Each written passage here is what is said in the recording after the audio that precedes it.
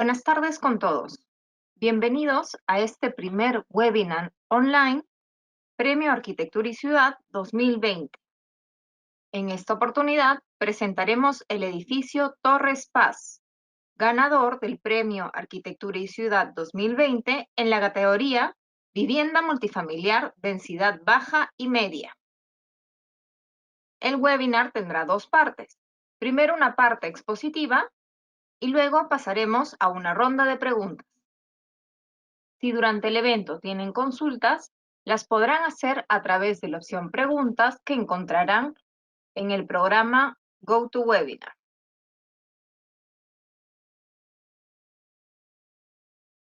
Lima, Perú.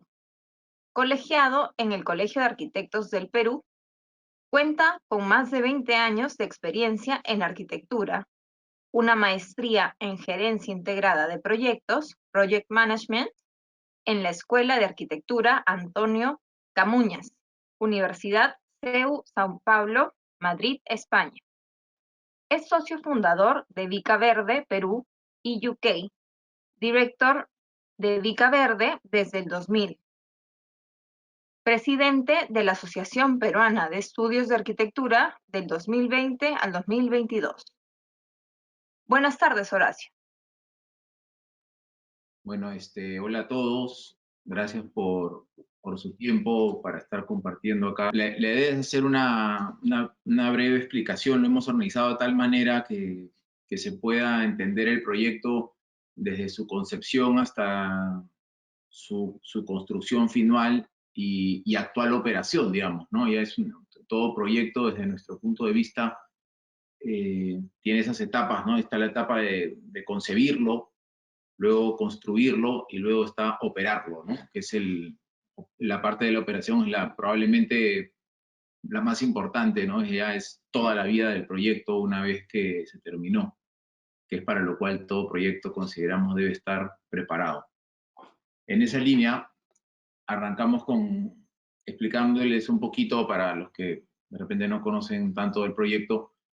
El proyecto se encuentra ubicado en Barranco, digamos que en la entrada a Barranco, en una zona que es conocida como la urbanización La Viñita, que es a la altura del MAC y del Estadio Chipoco.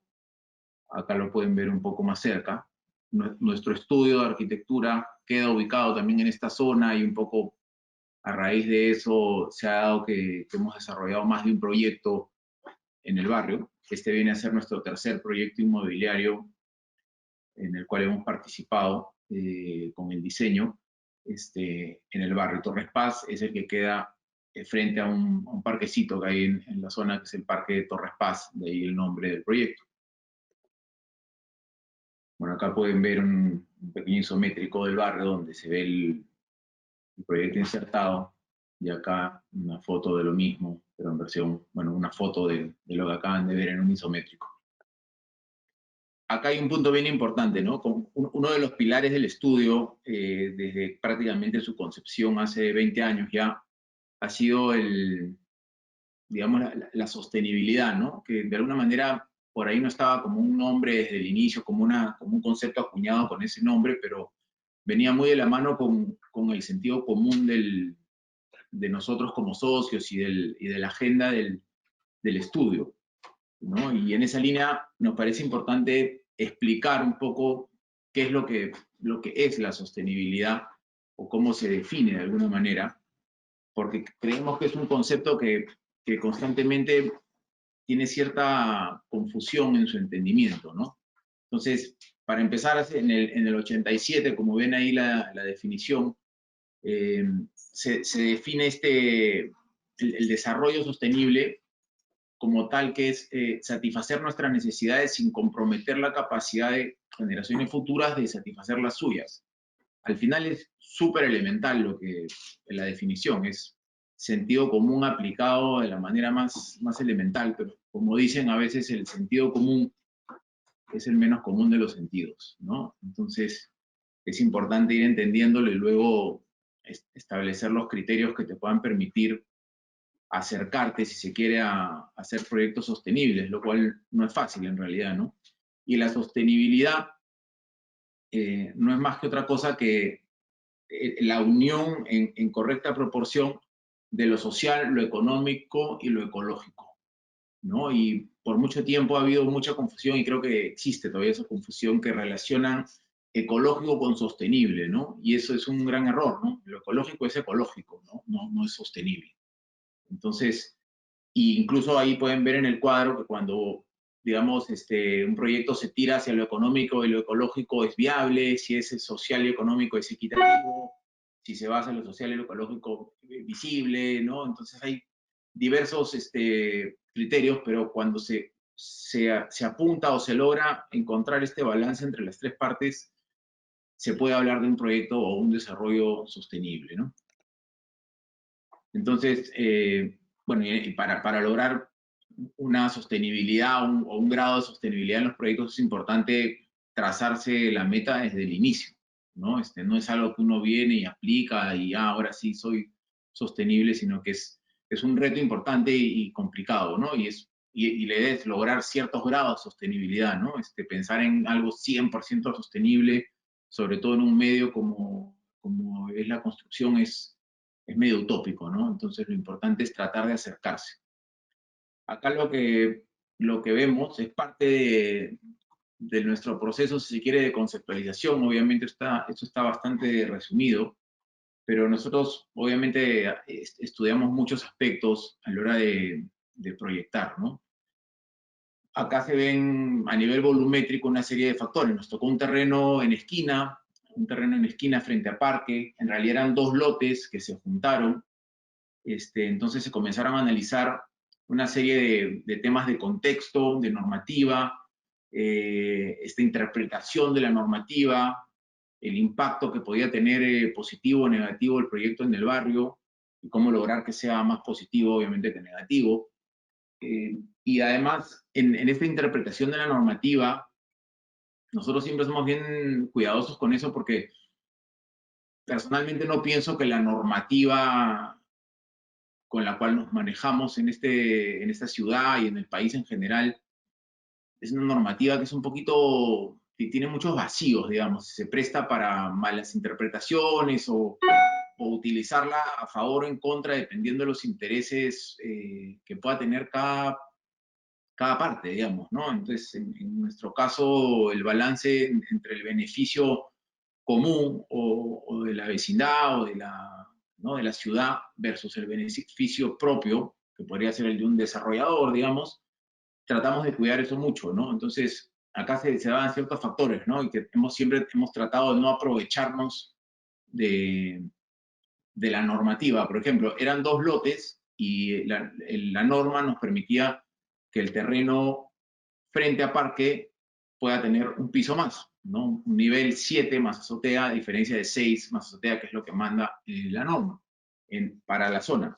Entonces, aplicamos ese extra nivel, pero solo al lote de la esquina y no al lote de atrás, ¿no? Es decir, a ese lote, por más de que a veces piensan que al acumular se acumula el parámetro, eso en realidad la norma no es así y planteamos un edificio escalonado. Luego está el retiro, el edificio, el parámetro manda los 3 metros de retiro y en la zona ha pasado mucho y en otros barrios también, que son zonas que se han ido desarrollando donde hay edificios que por algún motivo no han respetado esos 3 metros porque se alinearon a la casa vecina, que era una casa antigua, y a la hora de plantear el edificio no sé cómo lograron que les permitan construir 4 o 5 pisos sin retiro, ¿no? Lo cual es un gran error, no sé si fue algo que no sé a quién se le pasó o cómo se le pasó, pero la cosa es que hay más de un edificio en la zona que presenta ese tema, ¿no? Entonces nosotros, si bien hemos podido ponernos a pelear, nivelarlo con el edificio del costado, entendemos que lo mejor en este caso era retirarnos por una serie de cosas, ¿no? La espacialidad urbana, el espacio que le dejas a la comunidad, o sea, ahí comenzamos a ver el beneficio propio versus el de la ciudad, ¿no? Entonces, ahí definitivamente vamos por el de la ciudad, pues, ¿no? De entregar este espacio que pertenece a la ciudad y no porque hay un vacío en la norma tomarlo, ¿no? Luego, nosotros hace tiempo que venimos trabajando temas de concentrar área libre, esto lo vamos a ver más adelante, en pocos espacios para tratar de generar mejor calidad espacial adentro, en vez de tratar de cumplir con la norma y cumplir con todos los pozos de luz para que el edificio cumpla, estamos más pensando en que el edificio en verdad tenga la mejor calidad espacial posible, ¿no? Y lo que hemos hecho es, en este caso ahora lo van a ver, es concentrar prácticamente todo el área libre en un gran patio central. Y además, bueno, está después el tema del respeto de los retiros en las partes altas, ¿no? Que siempre también a veces se malinterpretan ciertas cosas, entonces hemos tratado de que sea una volumetría respetuosa de su entorno, digamos. Luego, obviamente, pasamos por otra análisis, no hay varios, acá he puesto algunos que nos son parecidos los más relevantes, que es el asoleamiento del edificio en los diferentes momentos del año, ¿no? Tenemos una fachada, una de las fachadas, tenemos dos fachadas, esta en esquina que recibe el sol de la mañana, y luego el patio se abre hacia el otro lado para también aprovechar algo el sol de la mañana y luego el de la tarde. Y en base a eso se trabaja un poco las aberturas llenos y vacíos del edificio, de la fachada, para, digamos, que conceptualmente aprovechar el sol de invierno y protegernos un poquito más del de verano con las diferentes inclinaciones que genera el sol en su trayectoria durante el año, ¿no? Luego acá, siempre a partir de estos temas de la sostenibilidad y todo, como que para mucha gente le es difícil entender, a ver, cómo se materializa, ¿no? Pensar en un proyecto que tenga cierto grado de sostenibilidad.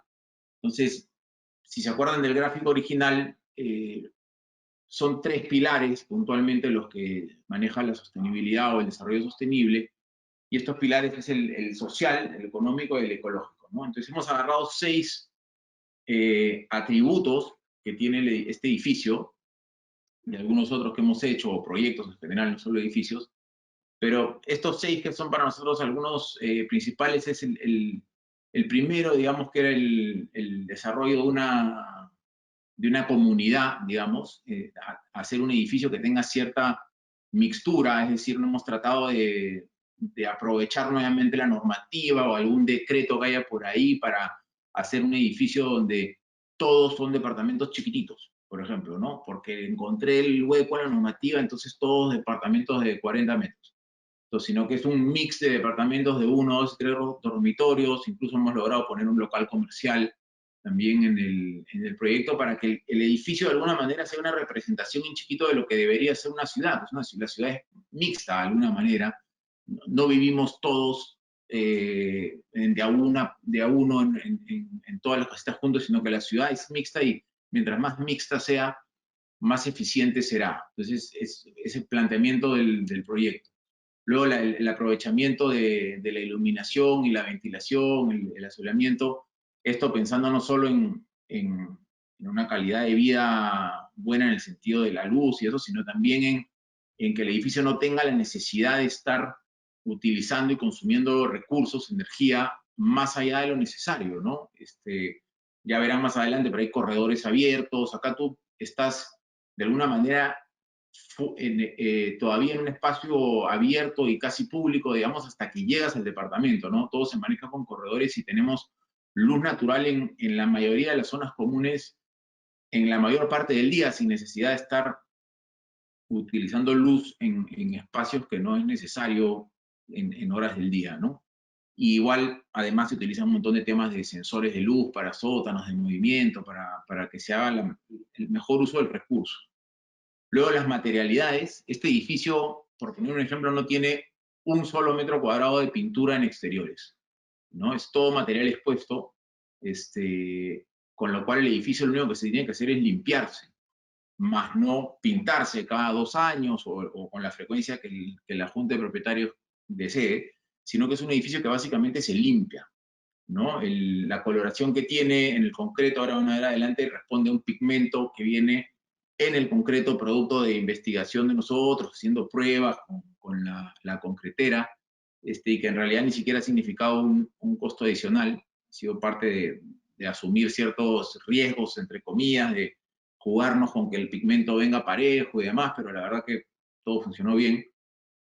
Y esta materialidad se traduce, no lo he estado explicando, pero cada uno de los puntos que he estado explicando ustedes pueden ver cómo los vamos colocando al costado en social, económico y ecológico, ¿no? O sea, cada una de estas cosas de alguna manera recae en uno de estos pilares de la sostenibilidad, ¿no? En el caso de la materialidad que venía hablando, el hecho de tener un edificio que tiene una materialidad como la que planteamos implica un ahorro importantísimo en mantenimiento. O sea, un costo de pintado de un edificio de este tamaño cada 2 años no es un costo menor, ¿no? Entonces, y esto aplicado a otra serie de espacios que por una mala decisión de acabado obliga a tener un alto costo de mantenimiento, impacta en la economía del que compró, pues, ¿no? Entonces, es importante que todo vaya encontrando un sentido. Áreas verdes.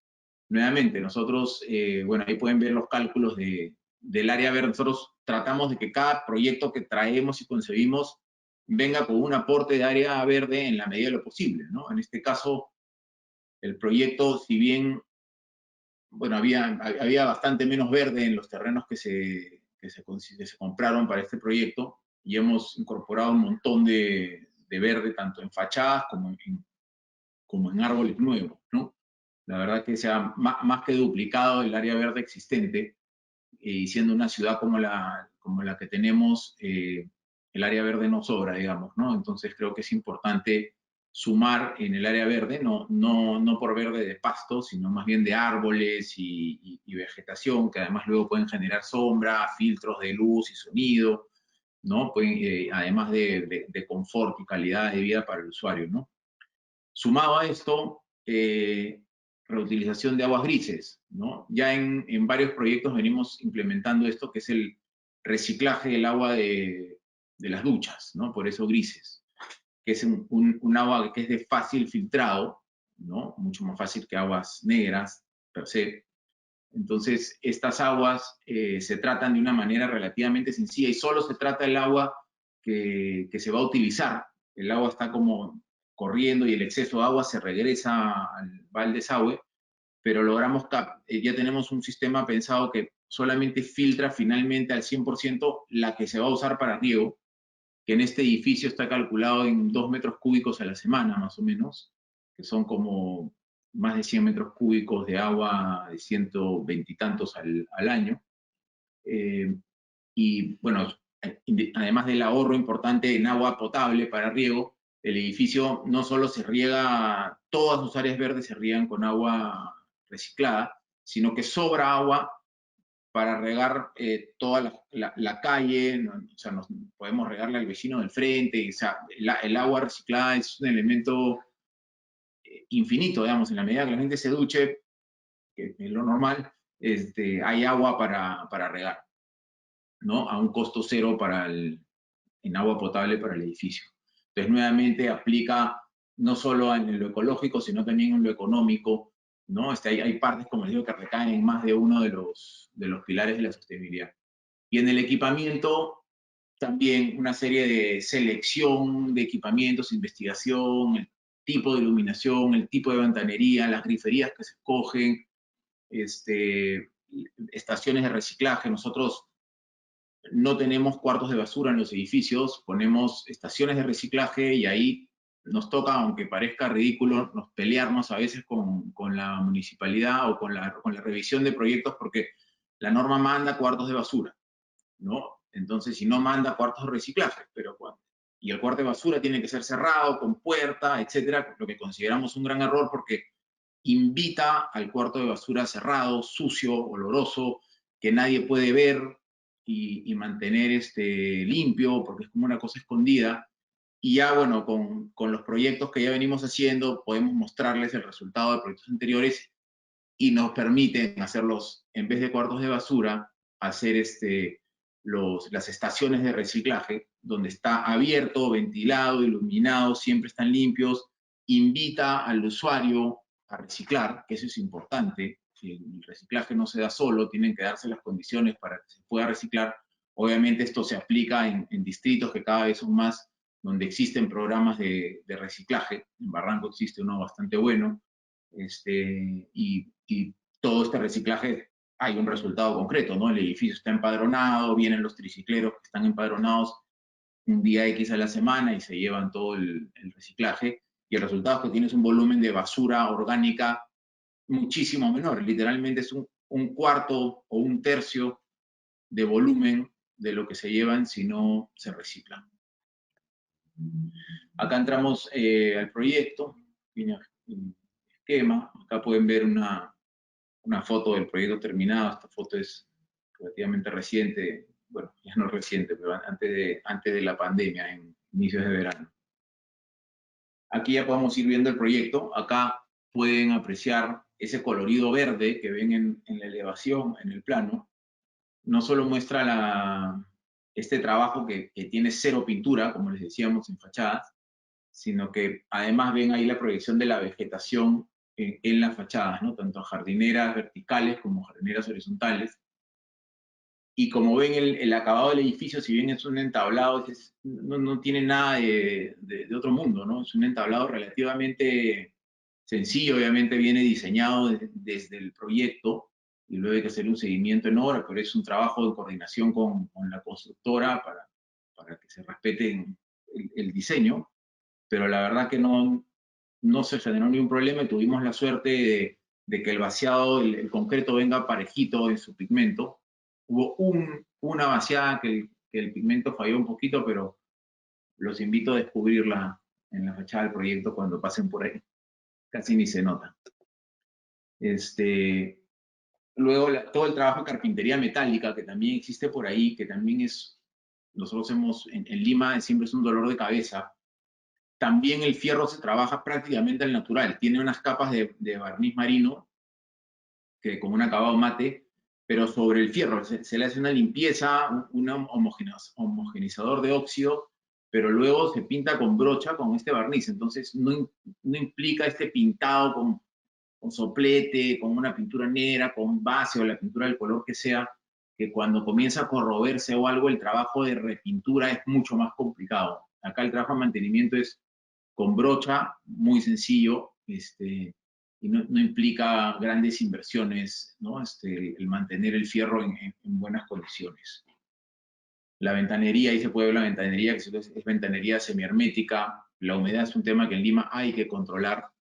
Por muchos años se han usado mucho estas ventanas que son vidrio contra vidrio, que en verdad con la humedad que tenemos no suman para la calidad de vida, ¿no? Un montón de enfermedades respiratorias y demás. Entonces, es importante que el edificio tenga cierto hermetismo, ¿no? No son las super herméticas, simplemente es un grado adecuado de hermetismo.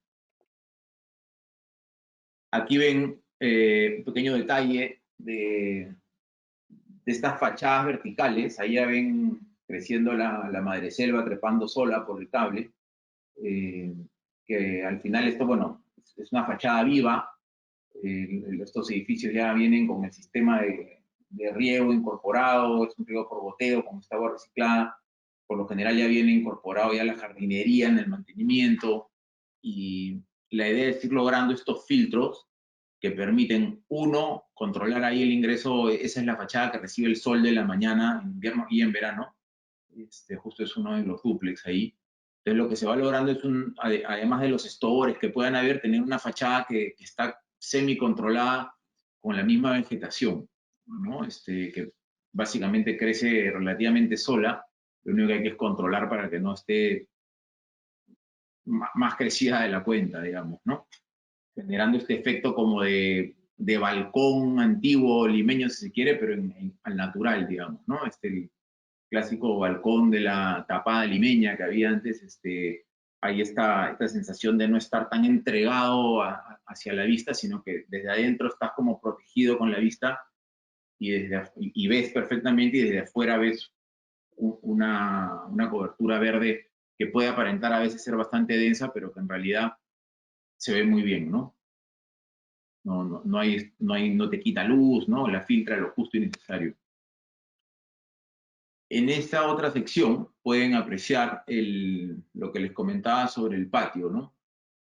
Parte del diseño fue lograr de alguna manera en este proyecto, bueno, y en otros, tratar de concentrar la mayor cantidad de aire libre en un solo espacio. En este caso se logró este gran patio central. Ahí, como ven en esa sección, que no necesariamente es de las más anchas, se logra tener una distancia de 12 metros 60 de dimensión de uno de los lados del patio, ¿no? Si se dan cuenta, es más ancho que el ancho de la calle, ¿no? A veces uno dice, uy, vista a la calle o con vista a la calle. En realidad, a veces la vista que puedas tener hacia la calle, por ahí tampoco es la gran cosa. Acá tienes, los depas interiores llegan a tener una vista con mayor amplitud que si estuvieras con vista a la calle y tienes una vista que está controlada, que es tu propio edificio, tu entorno, con tus temas, menos bulla, pero con una calidad de luz, ventilación y estética muy controlados, ¿no? Y con súper generosos, con árboles adentro, ¿no? Creo que se logran muchas cosas a partir de lograr algo en el diseño desde el inicio así, ¿no? Como este gran patio. Además, todos los corredores, como pueden ver ahí en el corte, son todos abiertos los corredores. O sea, tú sales de los ascensores y siempre estás caminando en un corredor abierto, techado, pero con baranda. Entonces, siempre estás en el exterior. Por suerte, además, Lima es una ciudad que lo permite. Entonces, desde que entras de la calle, es como que tratamos de hacer que la calle o la idea de espacio exterior y calle siga a partir de que ya sigues entrando, ya entraste al edificio, todavía sigues en el exterior de alguna manera y no vemos la necesidad de muchos edificios en los que entras ya por la puerta principal de la calle y es como que entraras en esta burbuja donde el exterior quedó atrás y ya estás en corredores, en muchos casos cerrados, sin ventilación, sin iluminación o muy poca iluminación, con luces que se tienen que prender o estar prendidas todo el día. Sales del ascensor nuevamente a un hall con 4 puertas o 3 puertas o lo que sea, sin ventilación, sin iluminación natural. Acá se elimina todo eso y tenemos un espacio común que es una extensión de la calle, ¿no? Adentro del edificio.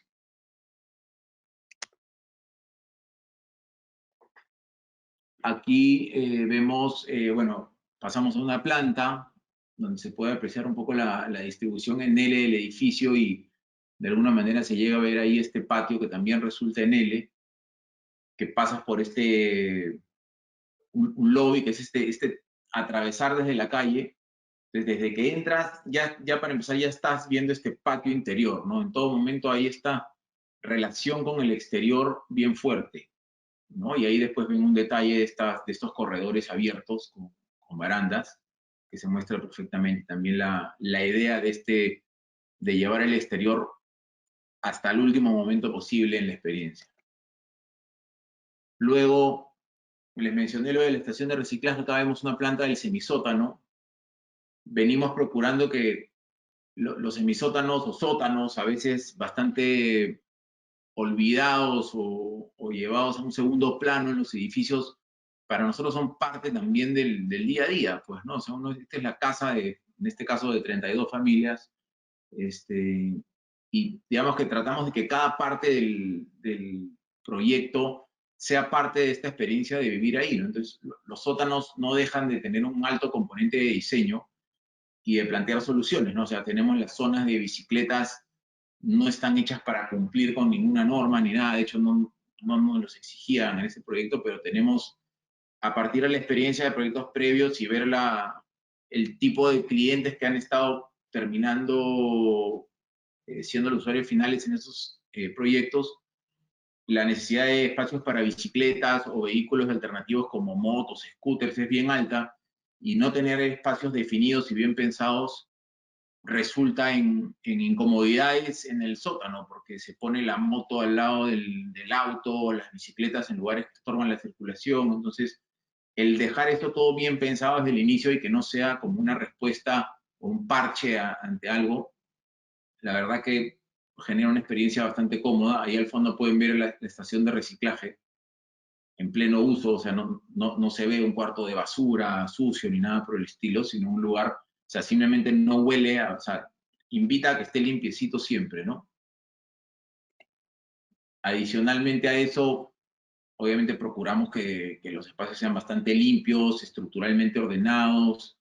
Hemos logrado poner, no sé, en este edificio tiene una zona de equipos deportivos para, no sé, tablas, pádels, limpieza de, qué sé yo, de motos, si hubieran algunos usos deportivos. O sea, vamos viendo de dar las facilidades para que los usuarios tengan una serie de servicios adicionales, pero que son servicios que la misma espacialidad del edificio te brinda, además de lo que puedas tener en tu departamento propiamente dicho, ¿no?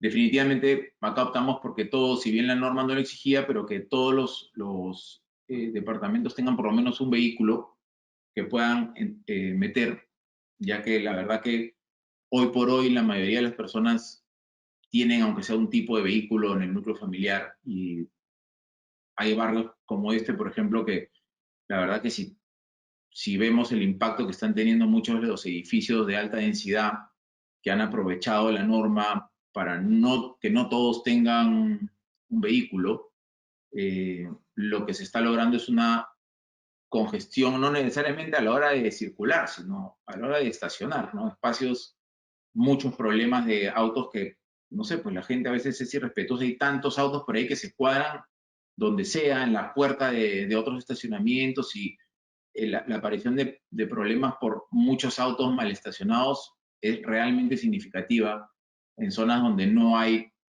otros lugares para estacionar, ¿no? Entonces es importante estudiar bien la zona donde se hace un proyecto para ver si suma o no ponerle o no los estacionamientos, ¿no? Y ver cuál va a ser el impacto en los demás y no pensar solo en el beneficio propio, por ponerlo de alguna manera. Bueno, ahí se ve también una de las bueno, uno de los dúplex que hay, que se ve en la planta también, es un piso 3.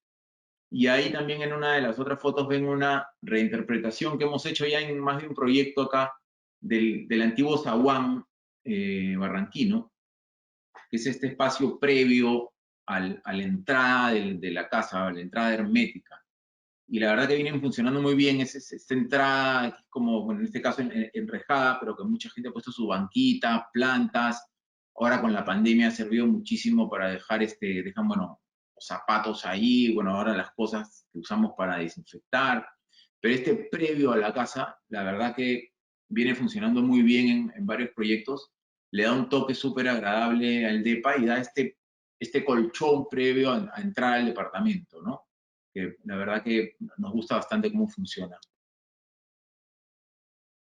Aquí vemos directamente la materialidad, digamos, de algunas cosas que usamos. Ahí hay una foto de la baranda de la escalera de servicio, todavía estábamos ahí sin terminar, pero el fierro no queda muy distinto a eso, ¿no? Ahí faltaban emparejar con el homogenizador de óxido el fierro antes de darle el acabado, pero queda así, bien industrial.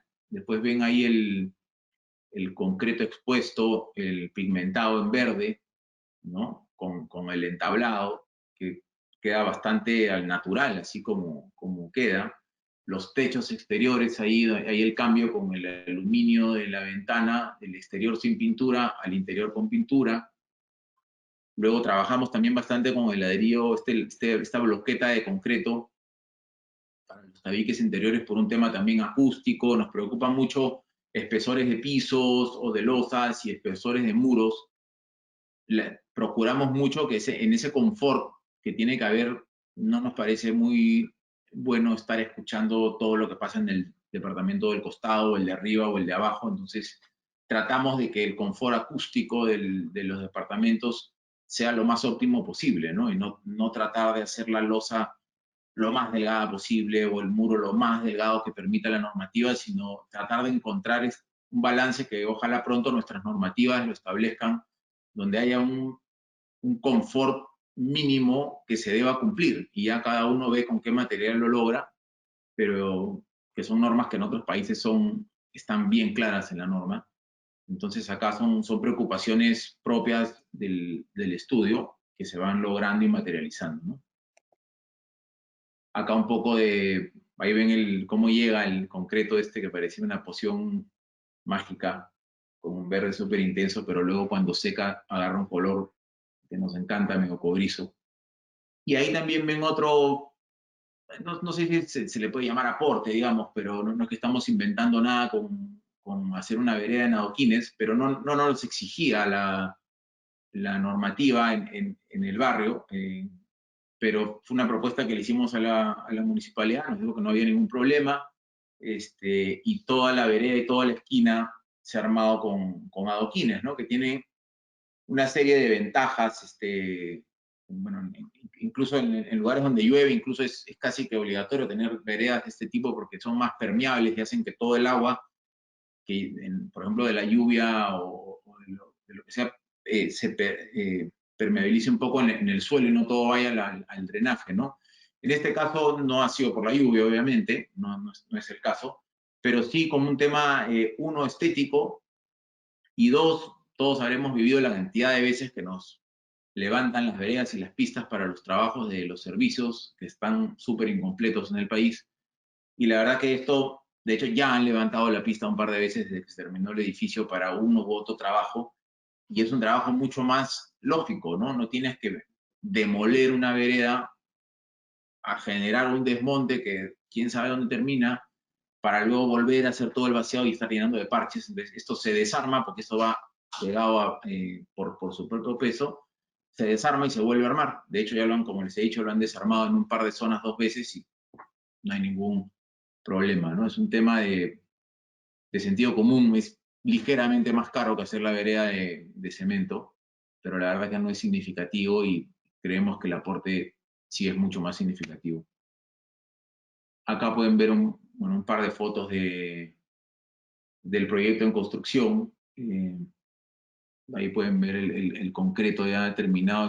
Las 3 fotos son de nivel obra, donde se vaya viendo, la obra va saliendo terminada, por decirlo así, ¿no? En la mayoría de los casos casi no hay en la fachada ya no había un siguiente trabajo de tarrajeo, no hubo un trabajo de limpieza de los muros y un solaqueo menor para tapar poros y demás.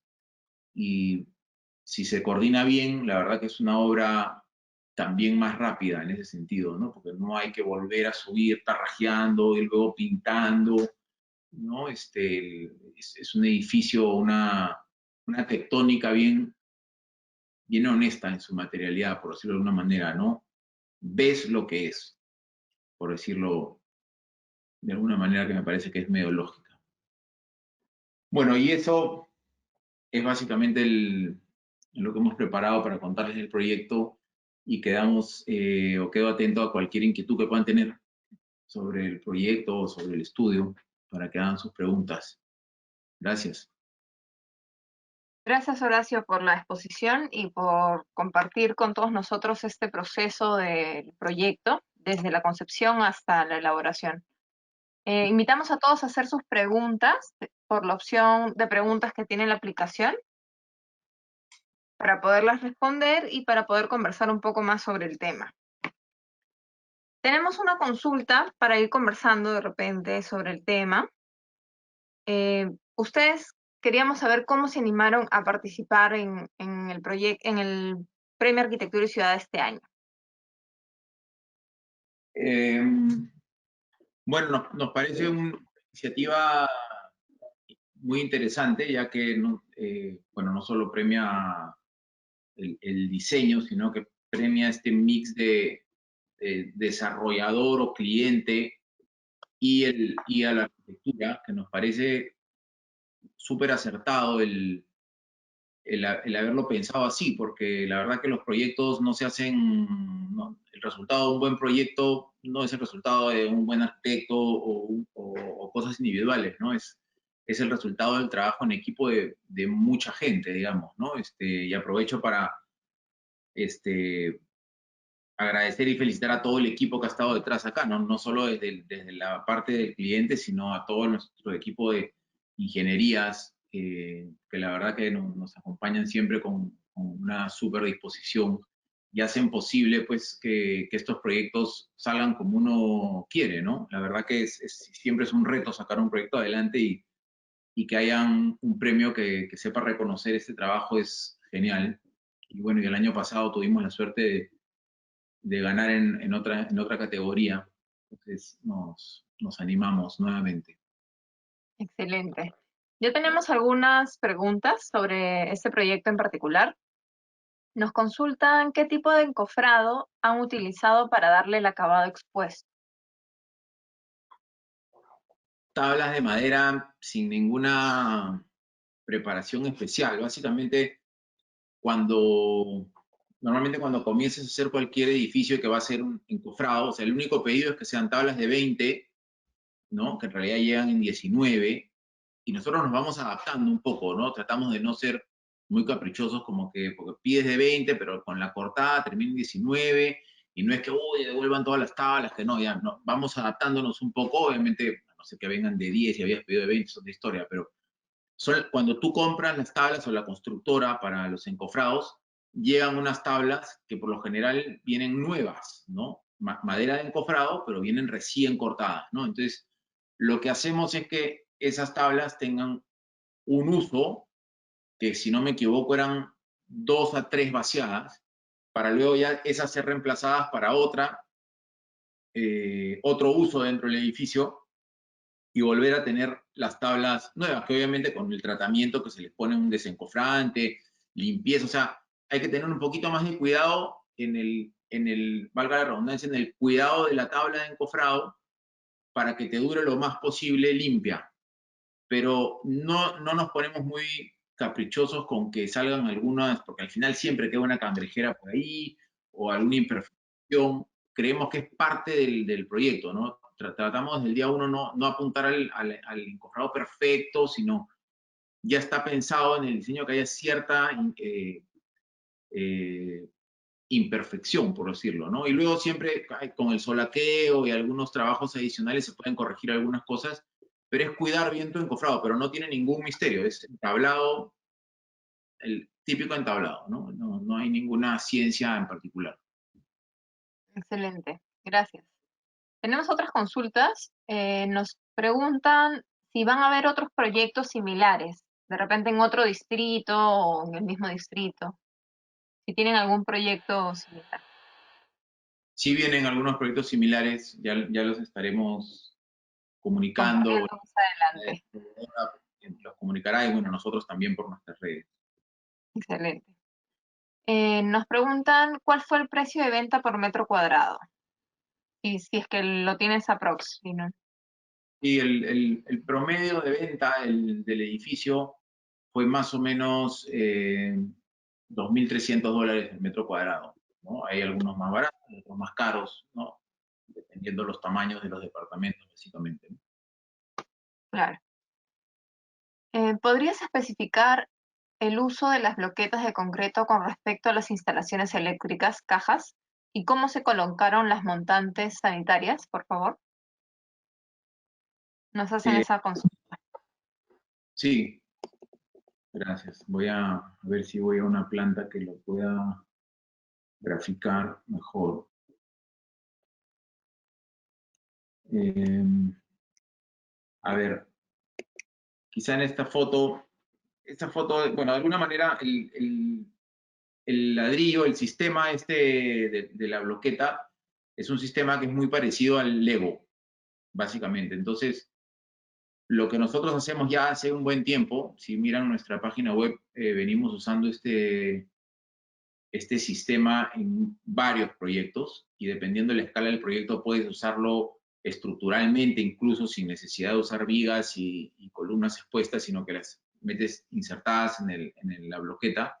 En este caso, por el tamaño del proyecto, no se puede, pero los muros, todos los trabajamos de manera que no se usa el ladrillo como si fuera cualquier ladrillo y después no importa porque después se tarrajea, sino que como queda en el 80% de los casos queda expuesto, viene diseñado ladrillo por ladrillo, ¿no? Y la ventaja es un ladrillo grande, su dimensión es de 19 por 19 por 39, por decir un 20 por 20 por 40 ya con la fragua, y es usarlo como Lego, ¿no? Y básicamente las instalaciones eléctricas van por dentro, este ladrillo es hueco, tiene unos alvéolos importantes, y se tiene que ir trabajando con un nivel de diseño de mucha precisión, digamos, ¿no? O sea, es algo que cuidamos en el estudio para cualquier proyecto, de tratar de que esté todo bien definido, ¿no? Si tienes un montón de indefiniciones en el proyecto y un montón de cambios, y a la hora de que comienzan a levantarse los muros, uno está moviendo todos los puntos de luz porque no se plantearon bien desde el inicio, no te va a servir esto, vas a tener que tarrajear todo de nuevo. O sea, si quieres dejar el material expuesto, es importante tomarse el tiempo en plano de que todo esté en su sitio, ¿no? Además, mover un enchufe en el papel no cuesta nada comparado con estar moviendo todo en la obra, ¿no? Entonces, el mensaje número uno es tener un proyecto bien definido, bien pensado desde los planos y que los cambios en obra sean los mínimos. A partir de ahí puedes usar el ladrillo como un sistema de Lego y las instalaciones van por dentro sin ningún problema. Es más, con mucho menos impacto en picar y demás, porque ya vienen colgadas de los techos y se van insertando en el ladrillo a medida que se arma. Y para el caso de los ductos que preguntaban también, aquí yo no sé si mi mouse o mi flechita se llega a ver, pero hay ductos, como cualquier proyecto, por donde suben las montantes, pues, ¿no? Hay muy pocos casos donde las tuberías, las de ventilación van por dentro. Usamos para las divisiones entre departamentos, usamos el ladrillo de 20 de espesor, que es un espesor bastante rico, que además permite pasar tuberías por dentro.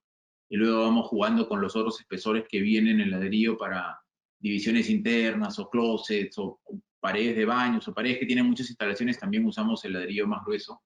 Y este ladrillo, no hemos puesto una imagen ahora en la presentación, aunque sí, si ven acá en la imagen donde están las bicicletas, ven unos huecos en la pared. Este es el mismo ladrillo girado, ¿no? Y nos funciona como celosía. Y en la fachada del edificio, acá creo que no lo tengo, eso nos hemos olvidado de poner, pero tengo, a ver, déjenme ver si encuentro. Usamos el ladrillo con una versatilidad bien interesante. No sé si ven ahí, al lado de la montante, arriba, ven como una rejilla en la pared.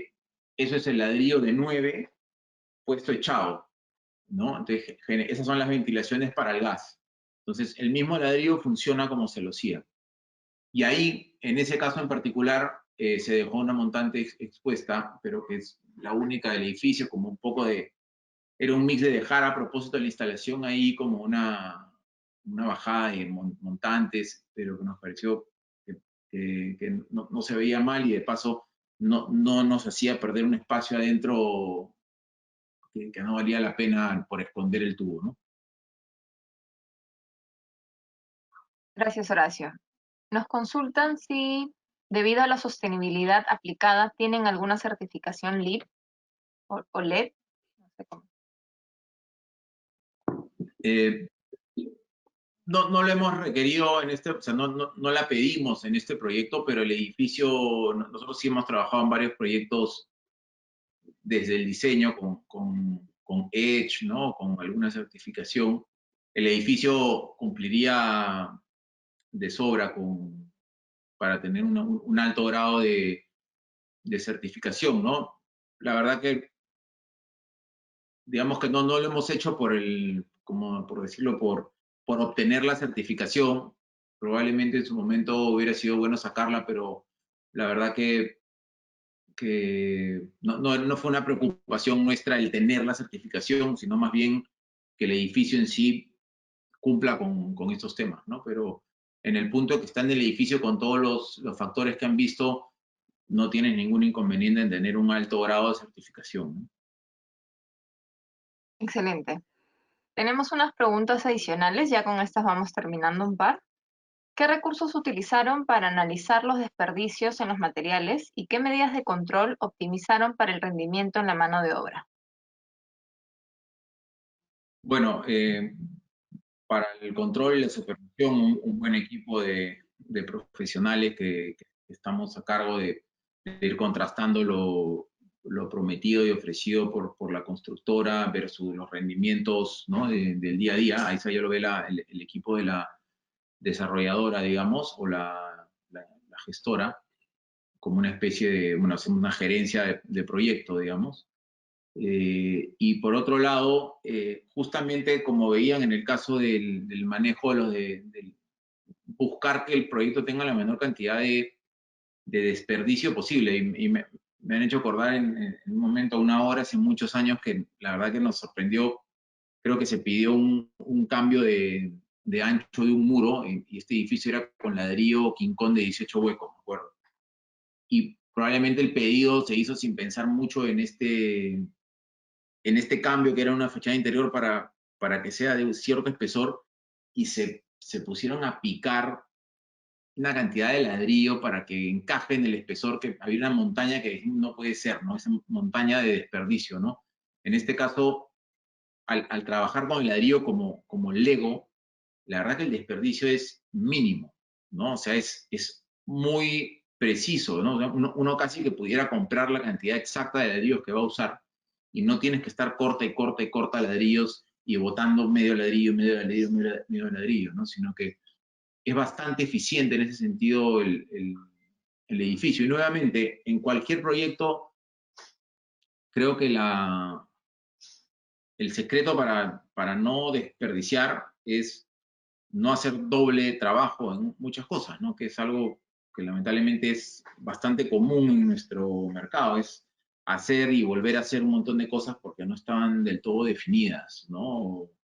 O cuando se dan cuenta ya una vez construido, entonces todo trabajo doble obviamente en construcción es desperdicio, ¿no? En la medida que se minimice eso al máximo, ahorras pues, ¿no? En eso, ¿no? Y ya en relación al control del desmonte, trabajar con empresas que garantizan que ese desmonte llega a un lugar oficial de desmonte, ¿no? De acuerdo. Tenemos una pregunta rápida para pasar a la última pregunta. Nos dicen si las zonas verdes a media altura, más que las plazas o patios, son accesibles o simplemente se trata de realizar esa área verde dentro del espacio. Eh, no entendí muy bien, pero más o menos. Las áreas patios, digamos, la mayoría son de uso común, pues son los patios del edificio, excepto uno que hay un semisótano, justo ahí ven ese arbolito en esa planta. Es un departamento que además el haber hecho este gran patio en el primer nivel nos permitió tener un semisótano que tiene un patio privado y que tiene, la verdad, que muy buena iluminación y ventilación. Entonces, la mayoría de lo que ven en planta son zonas comunes, excepto las que son ya terrazas privadas de los departamentos. Y en los niveles altos, todos los jardines son o terrazas, nosotros le llamamos jardineras balconeadas, por decirlo de alguna manera, son todas privadas, ¿no? Son de los departamentos, ¿no? De acuerdo. Y para finalizar tenemos esta última pregunta. ¿Existe alguna diferencia y en caso existiera, cuál sería esta diferencia de costos entre un edificio tradicional y uno sostenible?